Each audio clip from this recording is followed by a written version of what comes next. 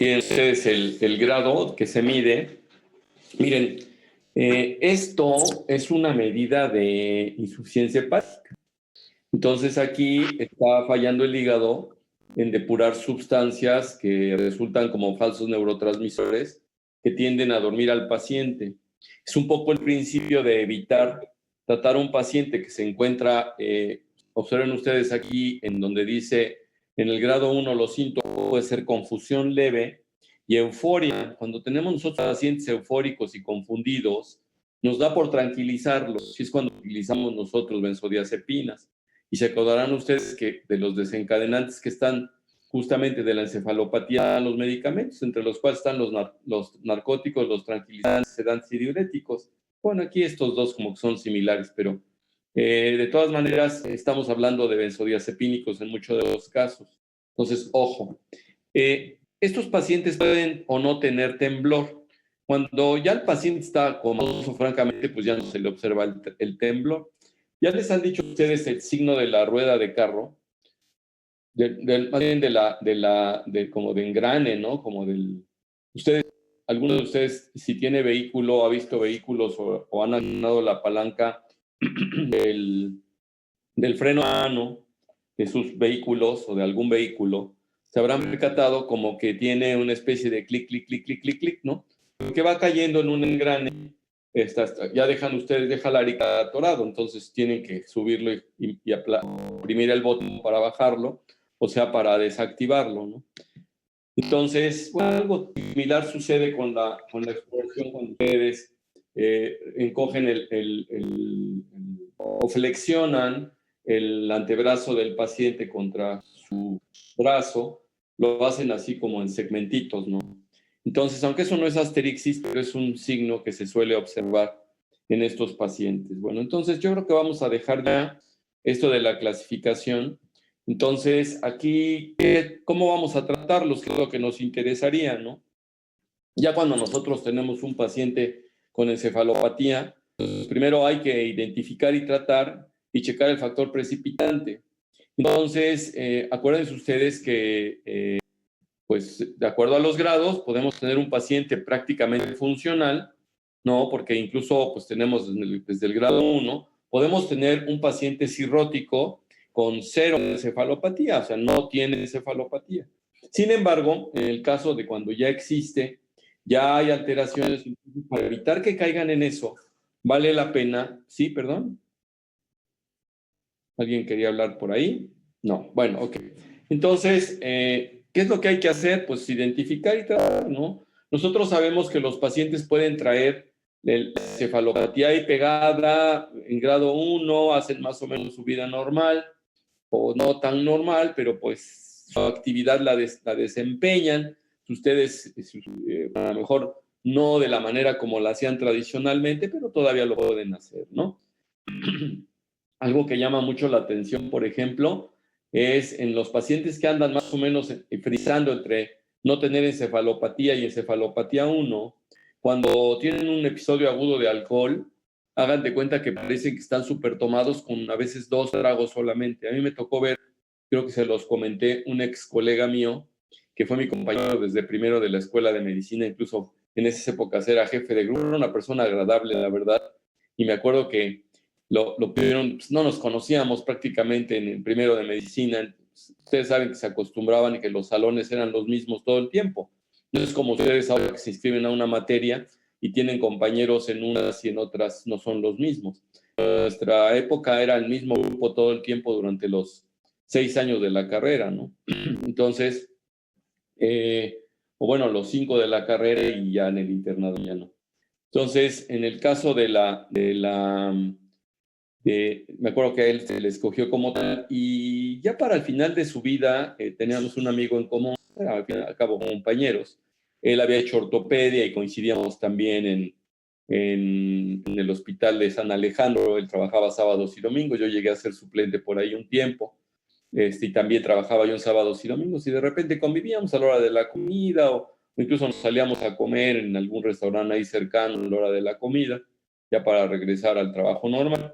Y resulta que una vez coincidiendo en una comida con un amigo, que venía del norte, vivía en Tamaulipas, aquel amigo, pero tenía familia acá en Puebla, por supuesto. Y resulta que pues, yo lo vi tomar, yo lo vi que llegó bien, honestamente, no lo vi con algún grado de encefalopatía.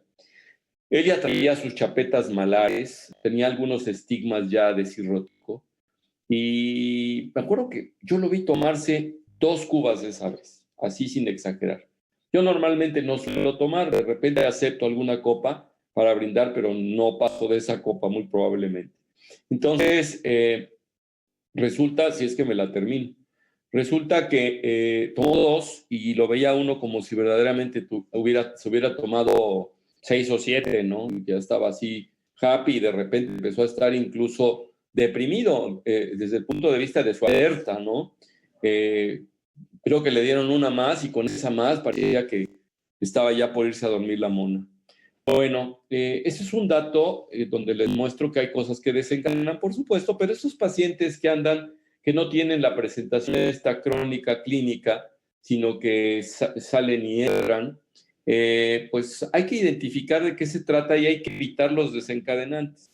Entonces ya hablábamos que los productores de amonio no conviene que los tengan, entonces hay que evitarles las carnes rojas, hay que evitarles los mariscos, hay que evitar que se deshidraten, hay que evitar que se agoten mucho. Entonces son varios detalles para traerlos bien. O sea, son pacientes que pueden estar más adelante, ahora que veamos cirrosis, vamos a ver cómo se clasifican los pacientes con cirrosis desde el punto de vista de Child-Pugh, y entonces nos daremos cuenta que estos pacientes pueden andar totalmente activos si tenemos nosotros un Child-Pugh de 5. En este caso, Doctor. Entonces, se disminuirá la ingesta de nitrogenados y también hay que disminuir la absorción y fomentar la eliminación y Doctor, también la generación, ¿sí? yo tengo una pregunta. Es que yo había leído en el Villalobos que no se recomendaba como tal quitar completamente las proteínas porque también empeora el estado de, bueno, de que disminuye su tono muscular porque en cierto punto el músculo metaboliza el amonio. Entonces, no estabas, bueno, no estaba muy recomendado quitar completamente las proteínas. No sé qué tan cierto sea. Mira, lo que pasa es que antes se pensaba de proteínas en general. Entonces, se pensaba que el metabolismo de las proteínas por sí mismo provocaba NH4, amonio, pues al fin y al cabo son nitrogenadas, y a los pacientes se les dejaba sin proteínas. Entonces, el paciente pues tenía que desnutrirse de proteínas y justamente de dónde tenía que echar mano, pues de las que tenía presentes, que son las del músculo. Y si se les destruyen las proteínas del músculo, son productoras de amonio finalmente. Entonces, el concepto de no dar proteínas cambia. El concepto de tenerla vía carnes rojas o vía que se conocen como, son, digamos, productoras de aminoácidos aromáticos en mayor cantidad que de los de cadena ramificada. Por ejemplo, las proteínas que vienen de las verduras, como la soya, como el amaranto, en contraposición contra las de la carne y las proteínas de los mariscos, son más aromáticas y tienden a producir más amonio. Entonces, habría que aclarar que no es proteínas en general. Ya se quitó eso. En la actualidad a los pacientes cirróticos se les dan proteínas. Ya ese criterio se echó abajo. Entonces, si hablamos proteínas en general, ya no vale quitarle las proteínas a los pacientes. Si hablamos de proteínas que provienen decía yo, de sustancias aromáticas, bueno, de componentes aromáticos y que principalmente se encuentran en carnes rojas y en mariscos, entonces hay que evitarlos. Entonces a estos pacientes se les lleva con pescado, con pollo, con amaranto, con soya, probablemente con leche, ¿no? Entonces, si es que si la toleran, huevo también pueden tomar en un momento dado, ahí hay aporte de proteína sin mayor problema. Entonces, le damos la razón al escrito que tú acabas de decir, Harumi, en relación a proteínas en general, no en particular que disminuye la ingesta de esos componentes nitrogenados aromáticos. Eso es lo que hay que hacer. Entonces, esto de disminuir la absorción, la generación y la eliminación, la absorción y la eliminación se pueden disminuir dando a los pacientes laxantes ligeros. Entonces, se suele utilizar mucho la lactulosa, que pues ustedes saben que no absorbe prácticamente, es hiperosmótica y jala no confundir lactosa con lactulosa, es lactulosa, y entonces la lactulosa jala agua y los pacientes se evacúan más frecuentemente, más fácil, ¿no? Entonces eso hace que esos componentes no, digamos, no se produzca gran cantidad de amonio por parte de las bacterias, que no se entretenga mucho ahí esas sustancias, entonces los pacientes no tendrán encefalopatía. Y otra es disminuir la carga bacteriana en estos pacientes. Entonces, disminuir la carga bacteriana en estos pacientes, pues a base de antibióticos de acción local. También se pueden utilizar probióticos que no son tan metabolizadores en ese sentido. Entonces, aquí les muestro a ustedes la lactulosa. En el mercado lo conocemos como Regulact o Lactulax. Incluso a veces les pongo, no lo hice, en otro capítulo tenía yo algunas fotografías de la sustancia, nada más para que les sirviera a ustedes como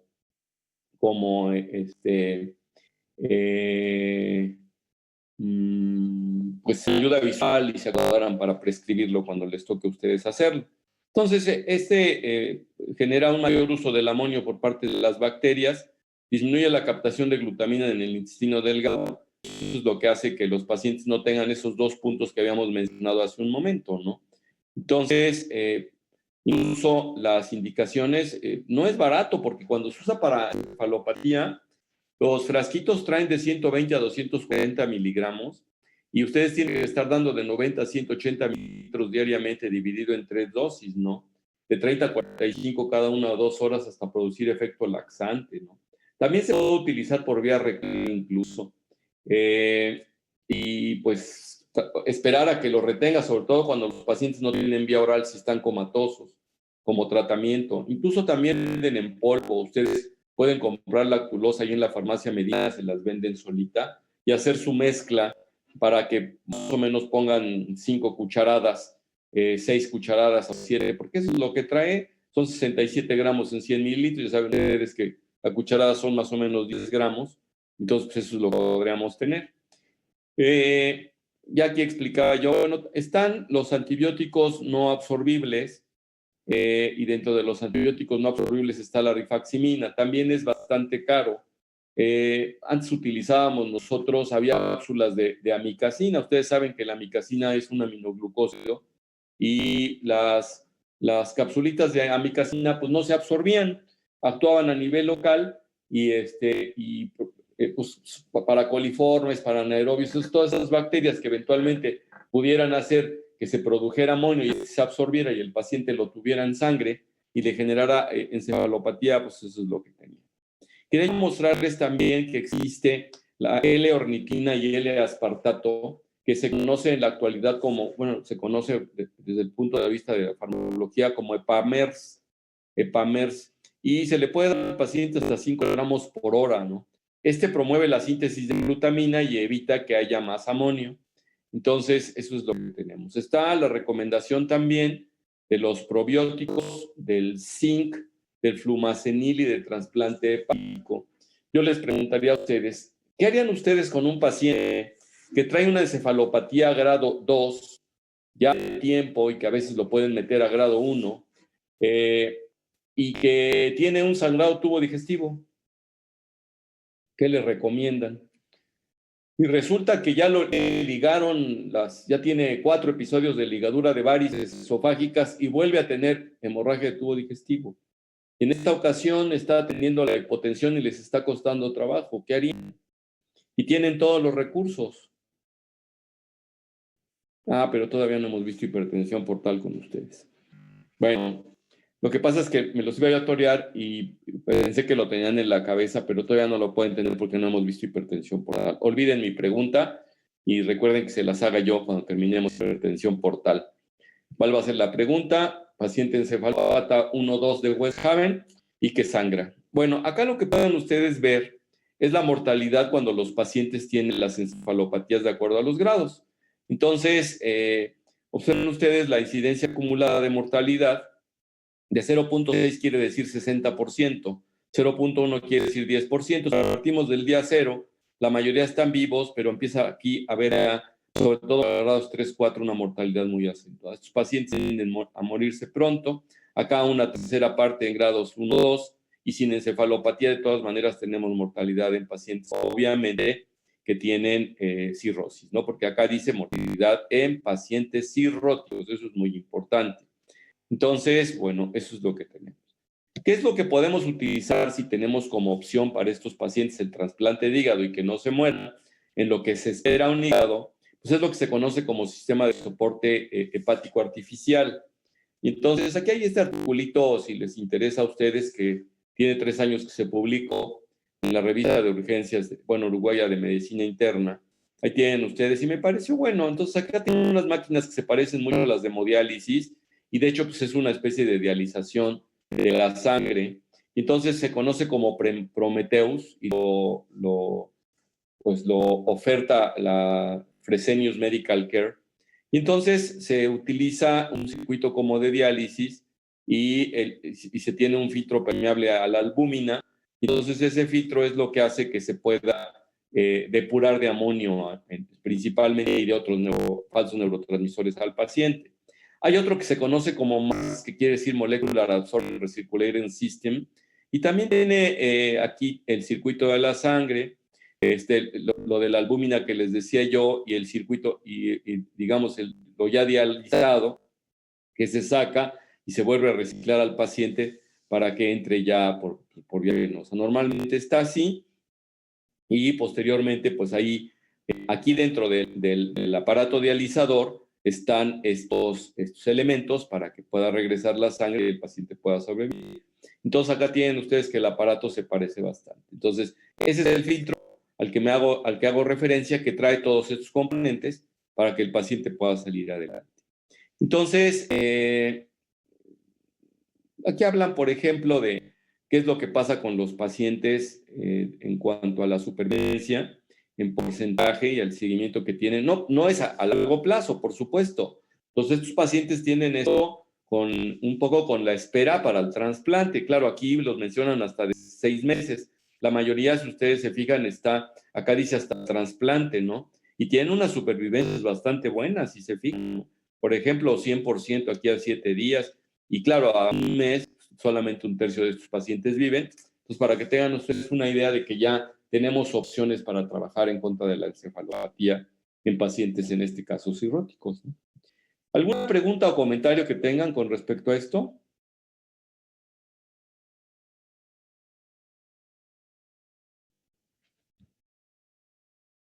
¿No? Bueno, entonces damos por terminado el capítulo de encefalopatía.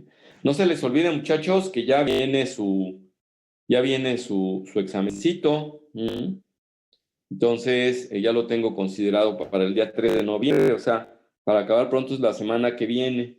Después de su día festivo, del día 2 de noviembre, que no tendremos actividad. Bueno, si quieren ustedes el día 2, para emparejarnos con los tiempos, porque ando un poco atrasado, podría yo darles clase, no sé, si gustan, yo no tengo problema, ¿eh? Podría yo con gusto transmitir desde mi domicilio. Porque ahorita, si se fijan, ya deberíamos, tengo determinadas 2 clases para hipertensión portal y será yo hoy y mañana, y entonces lo de hígado graso quedaría para después.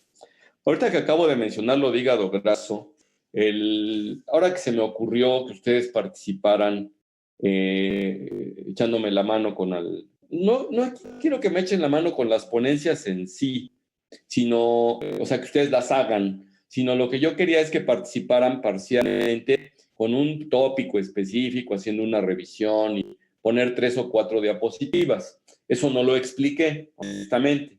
Entonces, en forma muy espontánea salió Marifer Díaz, pues yo colaboro, pero casi de inmediato, ¿no? Entonces, pues tomando eso, le tomó la palabra, le dije, pues vamos a hacer esto, y cuando me dice, oiga, doctor, ya me envió una revisión bastante avanzada que había hecho ella sola, entonces también no quiero yo coartar ese esfuerzo de trabajo que me parece bastante loable, y entonces ustedes ya tienen en sus manos una bastante buena presentación que yo les mandé, pero con el afán de quererla actualizar todavía más, porque créanme que es súper reciente los conceptos estos de quererle cambiar de nombre a NASH, a lo que se conocía como NAFLD y ahora MAFLD. Nada más, en realidad lo que quería yo, de parte de alguno de ustedes que fue al azar y casualmente asentó en Marifer Díaz, entonces, pues era realmente que hicieran eso, pero ya que se dio así, entonces pues ya tiene la plática conformada, pues ahora lo que vamos a hacer es mejor complementarla con las dos y pues ella llevará a cargo esa plática. Agradezco mucho porque no pasó mucho tiempo que luego por WhatsApp, 5 o 6 de ustedes se prestaron a también participar. Más adelante déjenme considerarlo porque no tenía yo planeado que ustedes estuvieran dando clases, con toda honestidad. Los semestres pasados sí lo hice con equipos que iban de 3 a 5, pero en inglés, cosa que ahorita pues realmente la organización de esto es un poco tardada y hacerlo aquí por vía, pues sí se podría, ¿no? Porque yo ahora no veo tanta diferencia en hacerlo presencial o hacerlo aquí a través de este medio. Aquí lo que pasa es que lo que quería yo era promover el oído de ustedes en un idioma diferente, que es el que más utiliza en nuestro ámbito, en los congresos internacionales, en los intercambios internacionales que podamos hacer. Entonces, eso es importante, que nos podamos soltar y que podamos hacerlo ya como no ajeno, ¿no? A mí no se me puede olvidar porque es de idiosincrasia. Yo teníamos ayudantes domésticas en la casa que cada vez se utiliza menos, estaba yo chavo, y tuvimos algunas chicas que hablaban otro idioma, una de ellas zapoteco y la otra náhuatl, y nunca les daba pena hablar náhuatl zapoteco enfrente de nosotros. Y era su idioma natal, es algo que yo no me puedo explicar. Y nosotros andábamos con sed, mis hermanos y yo, de querer aprender algo de ellos, y ellos no estaban dispuestos a esto. Entonces, es un poco como cultural el hecho de no podernos desenvolver en lenguas ajenas, ¿no? Claro, no lo digo por todos, sino lo digo por un grueso de nuestra población, y dentro de esa población que trae un origen indígena relativamente cercano, yo me incluyo probablemente, pues tenemos esos atavismos, ¿no? Claro, ya hay quien se formó en escuelas bilingües, que sus padres los mandaron a estudiar al extranjero y que dominan 2 o 3 idiomas, qué bueno. Eso para los europeos es una rutina habitual. Oye, te admiro porque hablas 3 idiomas. No, la verdad es que no, ya no, ni los admiran, ¿no? Entonces hay sitios donde andan entre 3 y 5, ¿no? Pero pues, es el de su origen, que de repente en su origen hablan, no sé si hablamos de Suiza, hablan a donde esté predominando, si es la Suiza alemana, hablan al alemán, hablan el dialecto de su lugar y inglés perfectamente bien. Y como resulta que en Suiza también hablan italiano y francés, porque hay Suiza francesa y italiana en parte, en cuanto a lengua, pues también lo dominan, ¿no? Y entonces traen ahí sus 5 idiomas estos cuates, ¿no? Estoy hablando, pues es un ejemplo. Entonces, esto salió, esta explicación largota, pues por lo que sucedió. Entonces, no se sientan desplazados los que tenían de oro. En realidad, aquí surgió de una deseo de participación espontáneo inmediato, y eso es lo que hizo que hiciéramos. Que además ni los conozco a ustedes, ¿no? Bueno, sí, algunos de ustedes ya físicamente, pero de todas maneras, no, normalmente no, eso no influye en mi ánimo, ¿no? A mí me gusta ser totalmente parejo.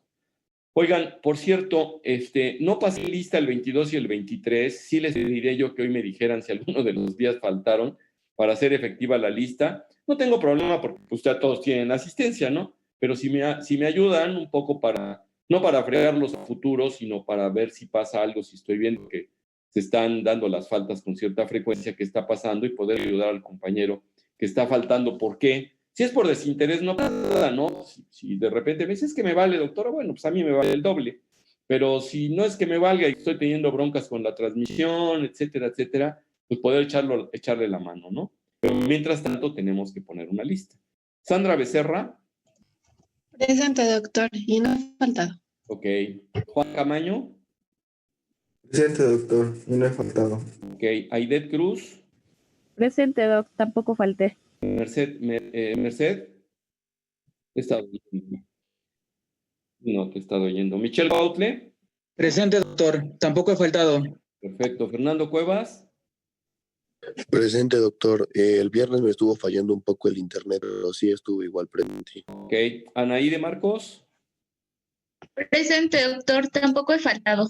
Alfredo Díaz Morales. Presente, doctor, tampoco he faltado. Marifer Díaz. Presente, no he faltado. Pedro Domínguez, Presente, tampoco he faltado. Araceli Escobar, Presente, doctor, no he faltado. Marifer Galicia, Presente y tampoco he faltado. Adrián Gasga. Adrián, ¿no estás? Él casi no falta. Creo que comentó que va a faltar hoy y mañana. Ok. Aram Gómez. Pero no, No, los días previos ha estado participando. los días faltan. Me consta. Aram Gómez, Presente, doctor, tampoco he faltado. Mariana González, Presente, doctor, no he faltado. Erasmo Guerrero, Presente, doctor, tampoco he faltado. Vicente Guevara, Presente, doctor, tampoco he faltado. Jorge Guzmán, Presente, doctor, tampoco he faltado. Lilia Hernández, Presente, doctor, tampoco he faltado. Santiago Herrera. Presente, doc, esos 2 días sí estuve. Ok. Araceli López, Presente, no he faltado. Harumi, ha estado participando. Presente, doctor, no he faltado. Edgar Martínez, Presente, doctor, no he faltado. Monse Mauricio, Presente, doctor, no he faltado. Alma Navarrete, Presente, doctor, tampoco he faltado. Itzel Pani, Presente, doctor, no he faltado. Yesenia Parcero, Presente, doctor, no he faltado. Marifer Ramírez,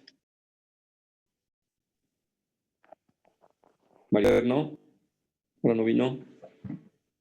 Michelle Rodríguez, No he faltado. José Romero, Presente, no he faltado. Berta Sánchez, Presente, doctor. El día viernes estuve presente, pero los últimos 10 minutos me falló mi internet. saliste, ¿verdad? Ok. Sí. Alexis Sánchez, Presente, doctor. Falté, me parece, me fue el internet. ¿qué día fue? ¿El jueves? No, que miércoles. Miércoles pasado. Pero sí te había yo puesto. Araceli Soriano, Presente, doctor, no he Jacqueline Zamora. Jacqueline, Doctor, le está fallando ahorita su internet, pero no ha faltado. De hecho, está aquí en línea. ahí estaba ahorita, perfecto. Sí. No le ponemos falta. Bueno, sí, ya se arregló este asunto. Ahora, Doctor, me faltó pasar. Cholula. ay, Cholula, pues no has faltado, has participado en todas. ¿O sí faltaste? Ah, bueno. Me equivoqué. No, Sale Cholula, y ahorita tienes aquí ahí a tu imagen de este chavito pelón. Bueno, entonces, ahora nos toca, entonces seguimos con hipertensión portal ya, ¿no? ¿Alguien de ustedes tiene ganas de hacer alguna pregunta sobre hipertensión portal? ¿O algún comentario?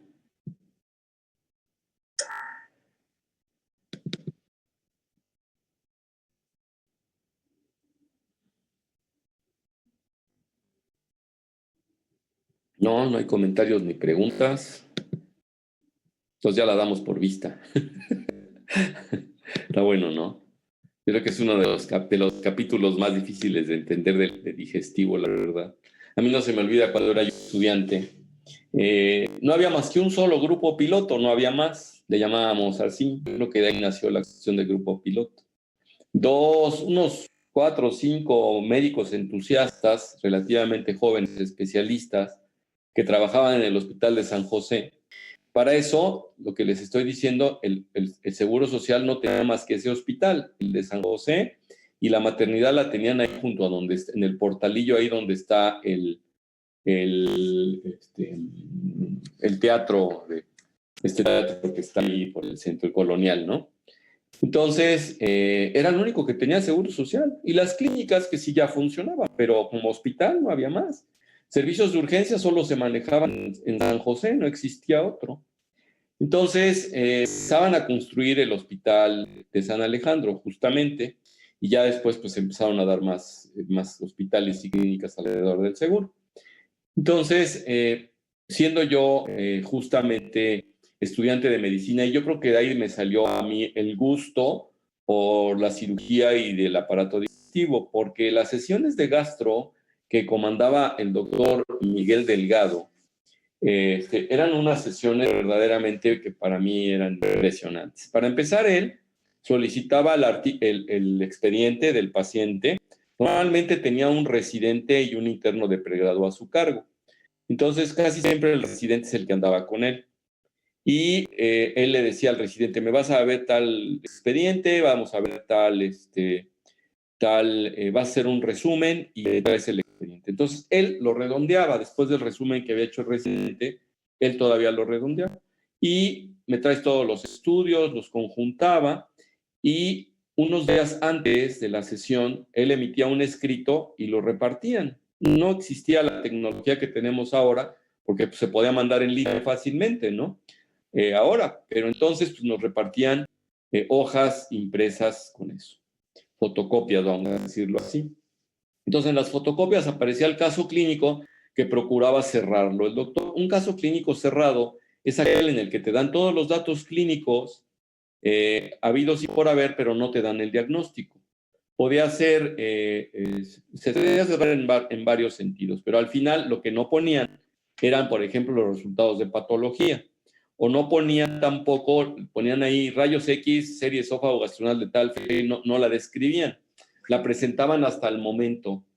Entonces, participaban los médicos de base del servicio, que normalmente eran 4 gastroenterólogos, más el jefe, más todos los residentes de medicina interna, llegaba, bueno, el que estaba rotando en gastro, y también llegaba el servicio de cirugía, llegaba el jefe de cirugía, y llegaban los adscritos de cirugía que querían ir, eso era tanto voluntario. A los de gastro definitivamente los obligaba su jefe.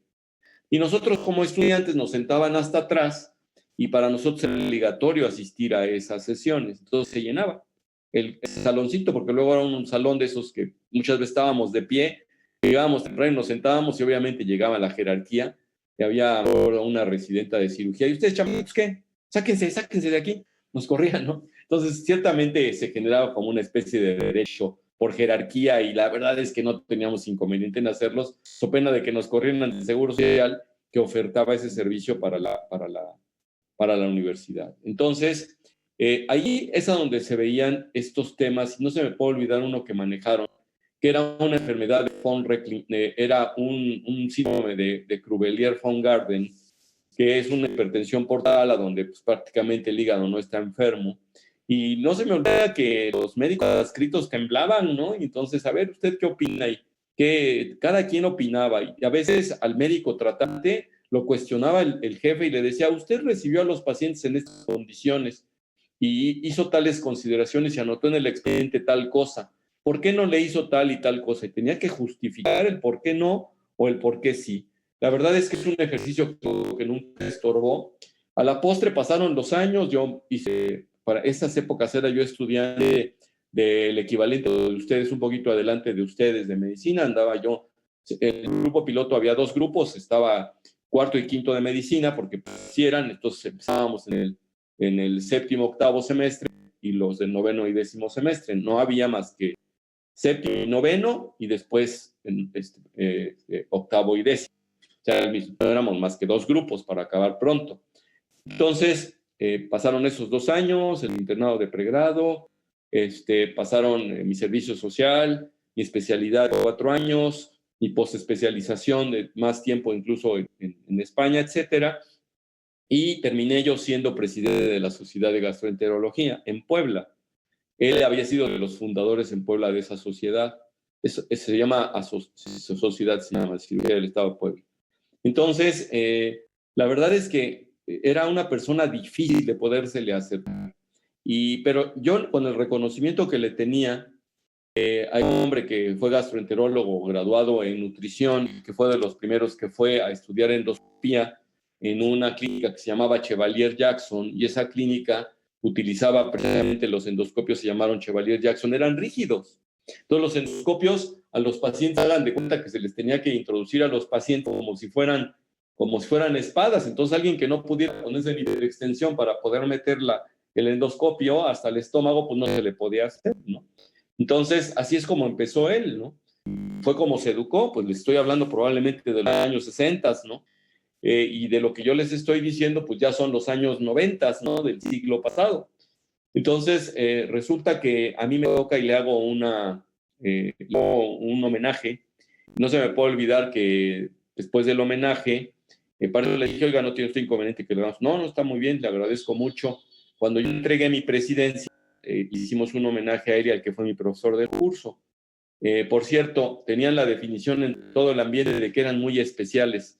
Los que no son poblanos de Puebla no entienden esa palabra, y entre ustedes hay poblanos de Puebla, la mayoría, cuando dicen, es que fulano es muy especial, ya saben lo que queremos decir. Bueno, y entonces eran los dos muy especiales. Estaban sorprendidos mis colegas de que por qué había hecho un homenaje a esos dos personajes especiales. Pero una cosa es que sean unos hijos de tal por cual en determinadas actitudes, pero a mí me consta que lo eran en el sentido de exigir, más no en el sentido de ser honestos con su trabajo. Y eso fue lo que yo les homenajeé, la honestidad en su trabajo. Y entonces me acuerdo que cuando terminó, me decía el doctor, bueno, él se llamaba Miguel Delgado, y pues me dice, no, tocayo, yo creo que ya es hora de que rompamos el turrón y nos vamos a hablar de tú. Me da mucha risa porque son una persona que me llevaba, que les gusta a ustedes, 20 años de edad probablemente, ¿no? Para entonces yo ya estaba 40 y tantos, pues él estaba probablemente rumbo a los 70, ya se había jubilado del Seguro Social. Y le digo, bueno, Miguel, aceptándole la invitación a hablarle de tú, le digo, ya me puedo morir. Le digo, que tú me permitas hablarte de tú, creo que no se había visto en el mapa nacional. Entonces, es algo que nos dio risa, pero ¿por qué se los traigo? Porque justamente a raíz de una clase siendo piloto, yo ya habiendo tenido digestivo, a donde había yo sido engañado por uno de mis profesores, que fue el que me dio digestivo, y no me pregunten quién, jamás se los diré, que no, por supuesto que no da clase ahora, todavía vive, nos dio 2 temas, nos dio esófago y iba a empezar con estómago y ahí se acabó el curso. Y nos dijo, no soy injusto en el examen final, voy solamente a examinarlos de los temas que vimos. Pues yo creo que fue bastante injusto porque entonces nos dejó ignorantes de todos los demás temas que no vimos. Probablemente si yo les hago a ustedes maldad y de aquí adelante no les doy ningún tema, si les hago su examen final, solo los examinaría de los que no vimos, porque, pues para que vayan y los lean, ¿no? Si ustedes están advertidos, ¿sabes qué? Ya de lo que vimos no pasa nada, te voy a examinar de lo que viene para adelante. O sea, como lo entiendan, lo van a estudiar, ¿no? O entre ustedes se lo van a exponer. Precisamente a mí me tocó en esa ocasión organizar una iniciativa y fue donde yo empecé a estudiar justamente pruebas de función hepática. Entonces, esto parece una perdedera de tiempo, pero les hablo de historia de la medicina en Puebla, que ahora pues ya me toca hacerlo. Y para que se den cuenta que se puede llegar por muchas vías, pero yo no quisiera, justamente lo que no quiero es ser como ese profesor con ustedes, ¿no? Entonces, si de lo que se trata es de trabajar, nadie me trajo de la oreja aquí con ustedes, yo no voy a estar quejando de que yo con 2 consultas gano más que darles 15 días a ustedes y al otro grupo, ¿no? ¿Eso a quién importa? A nadie, ni a mí tampoco, porque me gusta hacer lo que estoy haciendo con ustedes. Porque además es una obligación moral, personal, el hecho de, y no es porque sea la UAP, porque claro es mi alma mater, pero igual puede ser en las Américas, igual puede ser en la de Tepeaca, y igual puede ser en la UPAEP, igual puede ser en la UDLA. Bueno, es lo mismo de las Américas. Entonces yo no tengo ningún inconveniente en estar dando en cualquiera de los lugares donde haya gente que tiene sed por aprender. ¿Para qué? Pues para ayudar a la gente, ¿no? Al final del camino, cuando ustedes salven una vida relacionada con lo que aprendieron conmigo y ya por su cuenta, pues más que satisfechos, ¿no? Entonces, bueno, me acuerdo que ese capítulo de la medicina es un capítulo no fácil de entender, por eso es que me entretengo y por eso le pongo dos horas que a lo mejor pudiera no ser de importancia, pero para mí creo que sí es de mucha importancia. Por eso ahorita, queriéndolos transformar a ustedes, acuérdense ustedes que en teoría, ahora nos dicen a nosotros facilitadores. Por eso es que muchos de los profesores los ponen a dar clases a ustedes, como de autodidactas, como de que se autoenseñan. Y no mal, me parece bien porque es el próximo paso. Pero en todos los casos se requiere de esfuerzo. Y a veces lo que veo yo en ustedes, bueno, no faltará el huevón o huevona, pero lo que también veo es que les falta organización nada más. Organícense mejor. Y también lo que he visto es que por jóvenes que son y desconocedores de muchas cosas, les falta asesoría. Háganse llegar, acérquense a alguna persona bien intencionada para que les asesore en sus carreras, ¿no? Mire, estoy así, doctor, esta es mi situación, ¿no? Eso se llama, cómo es que se encuentran el diagnóstico situacional y qué va hacia adelante, ¿no? ¿En función de qué? Pues de sus gustos, de sus deseos, de sus facilidades, de sus capacidades, ¿no? Entonces, alguien que con toda honestidad los pueda medir y decir, bueno, la verdad es que, pues a lo mejor tú estás bien como para dejar la carrera. Se ofendió mucho a la compañera de ustedes que les decía yo que mejor fueran a vender tacos. Créanme que hay taqueros supermillonarios y si lo que les interesa es billete y vendieran 2,000 tacos diarios, los señores de los de canasta, me decía que le cabían en su canasta 700 diarios y vendía 3 canastas. Entonces, pues ven que los venden bien baratos los taquitos de canasta. Pues, ¿qué quiere más? Imagínense, 2,100 tacos diarios, ¿de cómo los venden? No sé, creo que de a 10 pesos 3, ¿no?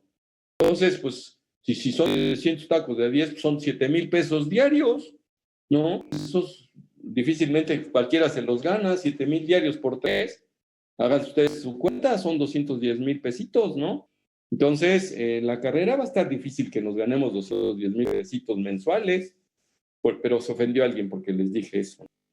Bueno, entonces regresando al punto, ahora por eso lo dejo despersonalizado, no es para ustedes, muchachos, es como para el que quiera hacerlo. Bien, con respecto a esto, insistiendo un poco sobre el tema, porque no he leído el tema, mis chavos, o el que ya lo leyó, a ver, ¿no le quedó duda? Yo pienso que para el background que traen ustedes ahorita, estoy seguro que están llenos de dudas con respecto a este tema. Lo que quiero explorar un poco es que ya se fueron a asomar para ver a dónde les puedo ayudar. Normalmente, cuando yo llego a un X hospital a donde no voy mucho, llega el interno, oiga, ¿le puedo ayudar? Sí, ¿cómo no? Le hago 1 o 2 preguntas para ubicarlo con respecto al tema que vamos a hacer, donde me va a ayudar, la cirugía que vamos a ver, y le enseño, procuro enseñarle donde veo que está flojo, no para fregarlo y exhibirlo, ¿no? Que pues esa es, digamos, la orientación. Entonces, con ustedes, pues si tienen, la idea es que esto ya lo hayan estudiado. Les mando todavía las revisiones estas, que ya es como digerido, ¿no? A mí cuando me dicen que van y leen el Villalobos y de repente lo complementan con lo que yo les mando acá, porque si se fijan, lo que luego yo les mando, muchas cosas las he tomado de ahí, no se los niego, pero la mayoría de veces las tomo de artículos que estoy leyendo o de congresos o de ya de la experiencia y yo les estoy vaciando a ustedes. Bueno, después de todo este megachorro, regresando con ustedes, es un poco para ver si los entusiasmo a que se anticipen a leer las pláticas que les mando, cuando menos pues se las mando en sábados y domingos. ¿A poco creen que me chupo el dedo? ¿Por qué se las mando para entonces? Bueno, claro, ustedes están ocupados con otros menesteres, supongo. Pero, en fin, vengan, preguntas o comentarios sobre hipertensión portal. Doctor, yo quisiera comentar. Bueno, pues yo leí que esta se va a dar principalmente, bueno, se puede clasificar en cuanto a su, pues no sé si se diga etiología, que puede ser prehepática, poshepática o intrahepática. ¿Eso que estás viendo acá? Sí. Entonces, aquí prehepático estamos hablando del sistema porta. Fíjense cómo ahorita con lo que estás diciendo das pie a que podamos irle rascando, ¿no? Está aquí la porta, está aquí la esplénica, mesentérica inferior, mesentérica superior, venas, dan lugar a la porta y entonces antes de entrar al hígado todo lo que haga hipertenso este sistema es prehepático. Entrando al hígado va a ser hepático y lo que impide la salida del hígado será posthepático, que generará una hipertensión. Entonces la clasificación que tú mencionas, y aquí sí me adelanto a decirle, dado que tú eres mujer y eres tu congénere, la doctora Sheila Sherlock, una gran investigadora británica, que es la que sentó las bases de esto, ¿no? Entonces, ella y el doctor Roy Calne son los pioneros del trasplante de hígado y del uso de ciclosporina, por ejemplo. Y ella una conocedora profunda de lo que era la hipertensión portal, ¿no? En esas épocas, nosotros utilizábamos mucho las revistas. Miren ustedes acá, su gaveta no se ven libros, más bien se ven revistas, se fijan, son revistas como apiladas en forma horizontal, ¿no? Que es a donde normalmente nosotros nos nutríamos de esto. No se imaginan el lío que era irse a meter a la biblioteca del seguro y estar viendo los diccionarios perdón, si era el diccionario del diccionario del diccionario hasta llegar al artículo que ustedes decían, ¿no? Entonces era de estar horas en la biblioteca, cosa que ahora ustedes lo despliegan con toda facilidad. Entonces, Harumi, ¿tú habías leído que es prehepática, hepática y posthepática, ¿no? No es etiología, esto es una clasificación fisiopatológica, vamos a decir así, y anatómica, ¿no? Entonces, ciertamente, las causas, por ejemplo, de la prehepática, ahora sí las etiológicas, aquí les aparecen varias que les estoy escribiendo, son varias en la prehepática. En la hepática, que a su vez la dividen en tres, porque la hepática, no sé si lo leíste esto de que también la ubican en presinusoidal, sinusoidal y posinusoidal, ¿eso sí lo leíste? Harumi. No, eso ya así como tal. Bueno, encontré que es un síndrome de obstrucción sinusoidal, pero... Bueno, esa en es este la- caso, si nosotros Pero me vemos confundí esta un poco. imagen, ¿perdón? ¿Alguien va a hablar? Yo también lo leí, pero me confundí un poco. Con respecto a la sinusoidal, tiene que ver con esquistomiasis y fibrosis congénita. Bueno, lo que pasa es que ahorita ya acabamos de ver la prehepática y que hay varias causas, ¿no? La pueden provocar. Acá, este dibujito que les estoy mostrando ahorita está muy bueno, porque se supone que nos está mostrando un lóbulo hepático, ¿no? Y ustedes saben que para que llegue a los sinusoides, pues tiene que, las últimas ramitas de la porta, delgaditas, chiquititas, pues terminan en los sinusoides, ¿no? Que son charquitos de sangre alrededor de los hepatocitos, que como quiera están organizados. Ya les mostré yo el lobulillo hepático, precisamente porque les enseñé el lobulillo hepático, pues para que tuvieran mentalmente lo que significa la anatomía, ¿no? Y ustedes saben que por las suprahepáticas, por ahí sale la sangre ya. Incluso una de las preguntas que yo les hacía es que cuál de esta era circulación ya centrífuga. Hasta acá es circulación centrípeta, o sea, centrípeto que entra al hígado, ¿no? Entonces acá es pura circulación centrípeta. Incluso la prehepática ni siquiera permite que entre al hígado prácticamente la sangre. El bloqueo está desde antes en la porta. Adentro, ya en donde está el lobulillo hepático, ahí sí puede ser, antes de que llegara a los sinusoides, es a lo que se le llama presinusoidal. Ya dentro de los sinusoides, que es la que se llama sinusoidal, y al avanzar sobre las suprahepáticas, que es postsinusoidal. Y entonces también, ahí lo que se van ustedes a encontrar es justamente que cuando es aquí presinusoidal, a donde está la flecha roja que les estoy poniendo, tú que estabas ahorita hablando, aquí el esquistosoma manzoni es a donde pueda sentarse. ¿Por qué caramba lo hace ahí? ¿Quién sabe? Bueno, claro, dentro de su ciclo ustedes saben que tiene su condición de circular por la sangre y entonces se va a bajar ahí y no se le va a pegar la gana meterse a los hepatocitos propiamente dichos, sino va a terminar en la circulación y ahí le cae bien. Pero la circulación presinusoidal no solamente se bloquea por esquistomiasis, hay otras enfermedades que hacen que se haga como una especie de cicatrización y entonces ahí tienen ustedes otra etiología de lo que es la presinusoidal, ¿no? Entonces son varias, aquí cuando menos les pongo 8, 9 causas etiológicas. Entonces, no sé si esto te aclare ahora para entender qué significó presinusoidal. Sí, bastante. Entonces, ahí quiénes van a estar, o quién, la esquistosomiasis, sí, pero también la sarcoidosis, que es una enfermedad a donde se hacen, pues como de la colágena, la tuberculosis, que pues es una enfermedad granulomatosa, entonces ahí lo que va a haber son granulomas, la cirrosis biliar primaria precoz, la fibrosis portal cirrótica, la fibrosis periportal secundaria, todas son raras. La hepática idiopática, portal congénita y la de Wilson son raras, ¿no?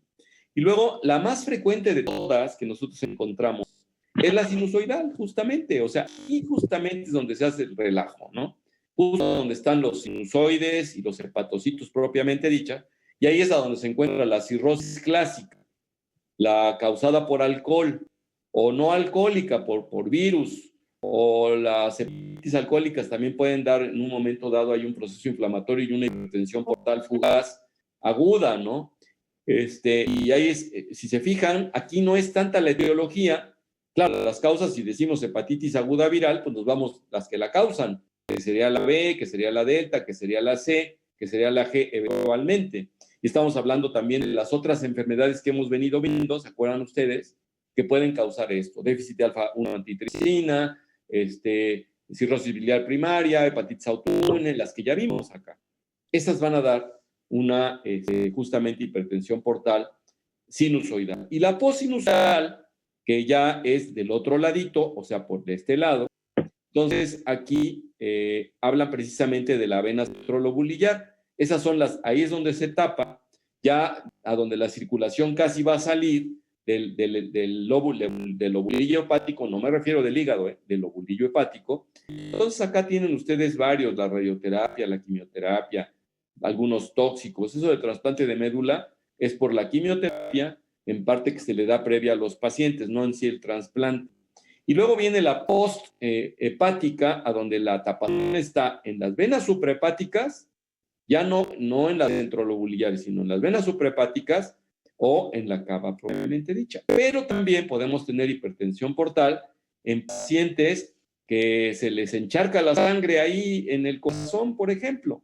Ustedes van a poder ver que la insuficiencia cardíaca congestiva puede provocar hipertensión portal posthepática. La trombosis de la vena cava inferior suprahepática. Obviamente la trombosis de la vena cava inferior infrahepática no tiene por qué producir hipertensión portal. ¿Están de acuerdo? Trombosis de vena cava inferior infrahepática tiene que ver con hipertensión portal. Pues no, porque no está tapando la suprahepática. ¿Estarían de acuerdo? Sí, doctor. Sí, doctor. Entonces, aquí está la imagen. Entonces, si la cava se tapa aquí para abajo, pues no tiene por qué provocar hipertensión portal, posthepática. Si se tapan las suprahepáticas que están hasta acá, y probablemente antes de llegar a la aurícula, pues entonces sí, ¿están de acuerdo? Bueno, entonces ahora sí, fíjense cómo una pequeña lectura que ustedes hacen da pie para que yo les pueda explicar ampliamente lo que están leyendo, que probablemente genere un poco de confusión, ¿no?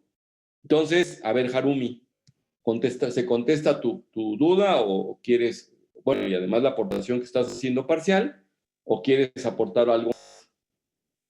Sí, doctor, sí se contesta, gracias. Ok, y ¿quién participó? Perdóname, que lo de las quistomías que te hizo dudar un poco. Alma. Alma, sí, Alma Clara Navarrete. Ahora, ¿tienes algún otro comentario, pregunta? Ya no me voy a detener más en decirles que la clasificación la acabamos ya de ver, ¿no? Entonces, ahora sí, Harumi, etiológica es una cosa y fisioanatomopatológica es otra cosa, ¿no? Entonces, la gruesa de hepática y posthepática, pues vendría siendo de fisiopatología y anatómica, ¿no? Por donde va el flujo. Ahora sí, vamos a meternos con el famoso gradiente. ¿Se acuerdan ustedes que estaba yo medio confundidillo ese día con la cosa de la lúmina, de los gradientes? El gradiente que produce, lo que se entiende por gradiente es una vil resta, ¿eh? Entonces yo les preguntaría a ustedes, ¿dónde hay más presión? ¿En los pies o en la vena cava? A ver, mostrándoles la posthepática, la clasificación posthepática que estaba por acá. ¿Dónde habrá más presión? ¿En los pies? ¿En las venas de los pies? ¿En la safena incluso? ¿O aquí en la cava?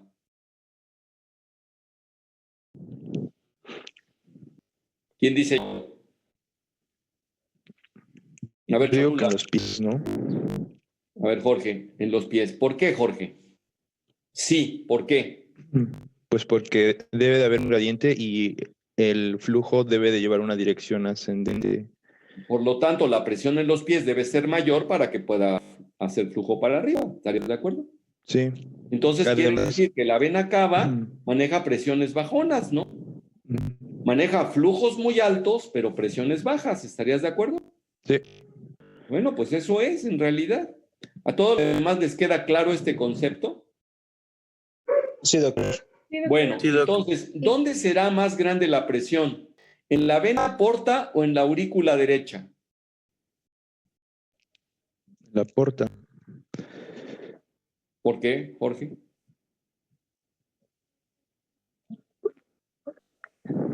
Pues es que Otra vez por gradiente, ¿no? sí, por gradiente. En la porta, por decir así, Sí. 10 milímetros de mercurio, tiene que haber menos en la aurícula derecha, porque si hay más, nunca va a avanzar sangre de aquí para arriba, ¿no? Ujú. Entonces tiene que haber siempre un gradiente de presión. Doctor, Entonces, lógicamente, les voy a dejar de tarea, a ver, jóvenes, ¿cómo le van a hacer ustedes? Y una vez me adelanto a decirles, les voy a preguntar antes de hacerles la pregunta, ¿a qué le he llamado circulación sistémica yo? Hablando de venas solamente. ¿A qué le he llamado la circulación sistémica? Porque ya lo he mencionado más de una vez en clase.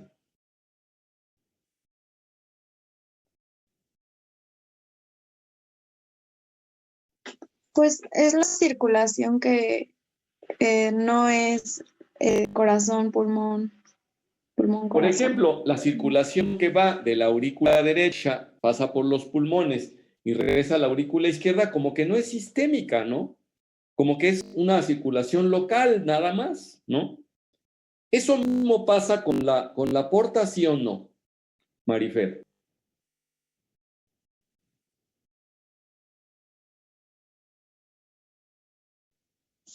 Pues yo supongo que sí. Pues sí, porque nada más está en este sitio y se va a hacer sistémica hasta cuando vacíe su sangre a la cava, ¿no?